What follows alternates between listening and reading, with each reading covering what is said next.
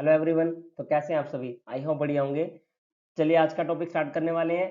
Sustainable development. ये आपका direct 10 marks का एग्जाम में आने वाला है, इस बात की गारंटी आपको दे रहा हूँ। मैंने पुराने पेपर बहुत एनालाइज कर लिए, हर साल पेपर में 10 मार्क्स का आता ही आता है, इस बार भी आएगा। चलिए स्टार्ट करते हैं। Sustainable development can be defined as meeting the needs of present without compromising the ability of future generation to meet their own needs. आप समझ के देखिए, पेट्रोल आज से 50 साल पहले, 100 साल पहले नहीं था, या था भी बहुत कम यूज हो रहा होगा। आज के टाइम पे हम अनलिमिटेड वे में इसको यूज कर रहे हैं। अब सोचिए आज से फिर से 100 साल के बाद पेट्रोल क्या हो जाएगा, खत्म हो जाएगा। इसीलिए कहता क्या, सस्टेन कीजिए डेवलपमेंट को, मतलब क्या, बचा के रखिए ताकि हमारे फ्यूचर जो जनरेशन है वो भी उसको यूज कर पाए, है ना। आगे कहते हो क्या, sustainable development is effective use of resource for economic development while preserving the environment and ecosystem so that not only needs of present are fulfilled but also the future generation। वही आपको एग्जांपल मैंने बता दिया कि आप इस तरह से इसको यूज करें कि आपका भी काम चल जाए और आपके बाद जो आने वाले जनरेशन उसका भी काम चल जाए, है ना। यही बात है। Sustainable development are interlink the development and carrying capacity of environment and ecosystem, कि प्रॉपर तरीके से वो लिंक है। अगर आप ज्यादा डेवलप अपने आप को करना चाहेंगे, कहीं ना कहीं आप इकोसिस्टम को क्या कर देंगे, हार्म कर देंगे। वही बात, आप उसको बचा के रखिए। आगे क्या, मेजर्स क्या क्या है, कहता है यूजिंग अप्रोप्रिएट टेक्नोलॉजी, प्रॉपर तरीके से टेक्नोलॉजी यूज करें ताकि आप उसको मैक्सिमम तरीके से यूज कर पाए। 3R अप्रोच लगाइए। इसका मतलब क्या, रिड्यूस, रीयूज, रिसाइकल। ट्राई कीजिए कम से कम यूज करें, अगर यूज कर भी लिया तो दोबारा रीयूज कर लो, अगर वो भी कर लिया उसको रिसाइकल, मतलब उसको दोबारा से डिस्ट्रॉय ना करो, उसको किसी और वे में यूज कर लो। प्रमोशन या promoting environmental education awareness, simple सी बात है। पॉपुलेशन सस्टेनेशन स्टेबलाइजेशन, पॉपुलेशन को स्टेबलाइज करो, कंट्रोल करो मेन, तभी आप एनवायरमेंट के अंदर अपने आप को अटेन कर पाएंगे, स्टेबल बना पाएंगे। Conservation of non renewable resources, जो रिसोर्स आगे आने वाले टाइम पे खत्म हो जाने वाले हैं उसको बचा के रखिए। Uses of renewable resources, simple सी बात है। आगे देखिए, how to achieve sustainable development, आप किस तरह से कहता है उसको डेवलप कर पाएंगे। आप एक आंकड़ा देख लीजिए, ऑयल बहुत हम यूज कर पा रहे हैं, कहता है अब क्या करें, कहता है आपको पता है रिड्यूस करें dependency on heavy metals and fossil fuel such as coal, oil, natural gases. अब आज के टाइम में आपको पता है इलेक्ट्रिक व्हीकल्स आने शुरू हो गए, मतलब क्या, एक अल्टरनेट यूज कर लिया गया है किसका, पेट्रोल का, डीजल का, है ना। तो यही बात आपको करना होता है कि आप उसको अल्टरनेट वे में यूज करें ताकि कम से कम आप उसको यूज करें और फ्यूचर के लिए बचा के रखें। आगे देखिए क्या है, फिर वही बात है, कहता क्या है, कॉस्मेटिक्स जो आप है और आपके उसको कम कर दो, सिंथेटिक केमिकल्स कम यूज कर लो ताकि आप उसको अपने आप को भी हार्म कम करें और एनवायरनमेंट को भी कम हार्म करें।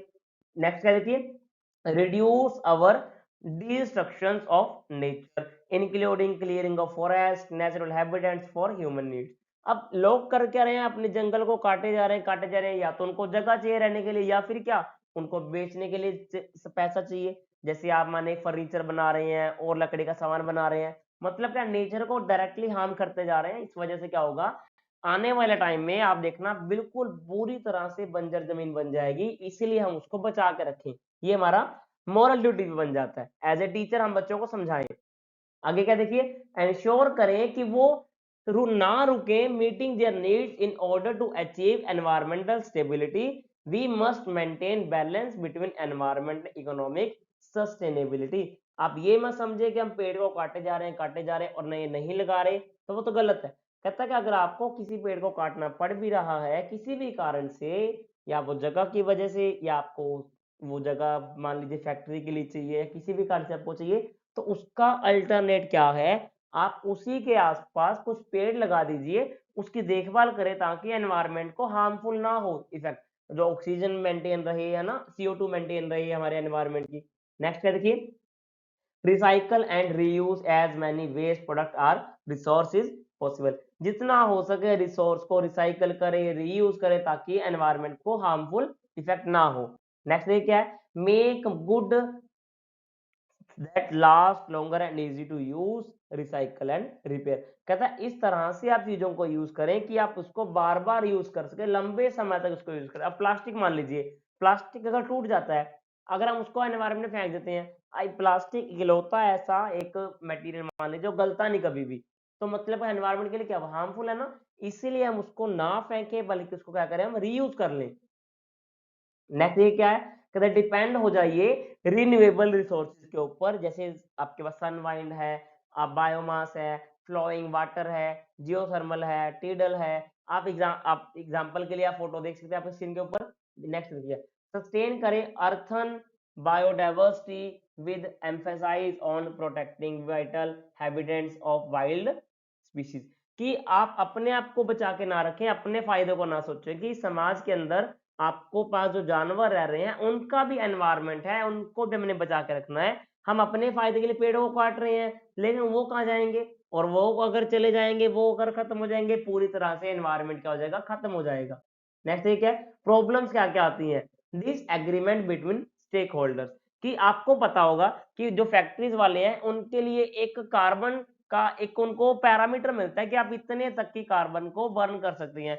अगर आप ज्यादा करेंगे तो आपको टैक्स पे करना पड़ेगा, पेनल्टी पे करनी पड़ेगी, लेकिन वो डिसएग्री कर जाते हैं कभी कभी। देखिए कैसे करते हैं, each stakeholder has different priorities and hence it is extremely difficult for all to agree upon common goals of sustainable development। आपको पता होगा टोटल हमारे पास 17 कॉमन गोल्स रखे गए हैं, अगर कुछ हम उसमें से डिसएग्री कर जाते हैं, चाहे हमें दिख रहा है कि हमारे लिए वो फायदेमंद नहीं है, बट वो एनवायरमेंट के लिए फायदेमंद है, लेकिन हम उसको मान नहीं रहे, इसका मतलब क्या हो गया कि हम कहीं ना कहीं एनवायरमेंट को हार्म कर रहे हैं, है ना।